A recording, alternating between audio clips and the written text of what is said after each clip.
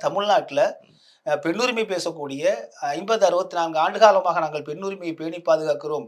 திராவிட இயக்கங்கள் இல்லன்னா, இங்க வந்து பெண்களே பாதுகாக்கப்பட்டிருக்க மாட்டாங்கன்னு சொல்லக்கூடிய இடத்துல, பெண் குழந்தைகள் 7,000 பேர் ஒரு 4, 5 ஆண்டுகள்ல வந்து பாலியல் வன்முறைக்கு ஆளாகப்பட்டு ₹104,00,00,000 நிவாரணம் குடுத்துருக்காங்கன்னா, என்ன இது? இதெல்லாம் நம்ம வந்து சிந்திக்க வேண்டும். ஒவ்வொருத்தரும் சிந்திக்கணும். ஆளுங்கட்சியும் சிந்திக்கணும், எதிர்க்கட்சியும் சிந்திக்கணும் அப்படிங்கிறது அடிப்படை தேவையா இல்ல இருக்கு. நீங்க இந்த நம்பர்ஸ் சொல்றீங்களா? இதையும் கூட டிஃபன் பண்ற மாரியான சில பேச்சுக்களும் பார்க்க முடியுது. மற்ற மாநிலங்களோட ஒப்பீடு இன்னொரு பக்கம். இப்போது நாங்க வந்த பிறகு பார்த்தீங்கன்னா, அது வழக்குகளாக பதிவு செய்யப்படுது. முன்னாடி அந்த மாதிரி இல்ல. நெறைய சம்பவங்கள் நடந்திருக்கு. ஆனா, அது பதிவு செய்யப்படுதுனால உங்களுக்கு அந்த நம்பர் வந்து பெருசா தெரியுதுங்கிறது மாரி சொல்றாங்க. இல்ல நீங்க பொதுவாவே நீங்க வந்து பார்த்தீங்கன்னா, பல வழக்குகள் இன்னமும் பதிவு செய்யப்படுறதில்ல. பதிவு ம், செய்யப்படுறதில்லன்னா, காவல்துறை குற்றம் இல்ல. ம். புகார் தருவதில்லை. வருதுல்ல. ஏன்னா அவங்க இத போய் சொன்னா நம்ம பொண்ணுக்கு பிரச்சனை. இல்ல அதுதான் சொல்றேன். இப்போ துணிந்து நாங்க வந்து புகார் தர்ற அளவுக்கு நாங்க அவங்கள அப்படி பயிற்றுவித்திருக்கோங்கிற பார்த்தா அண்ணா மாரி. பல்கலைக்கழகத்தில புகார் கொடுக்க போன பெண்ண வந்து அவங்க எஃப்ஐஆர் எப்படி ரிலீஸ் பண்ணாங்க?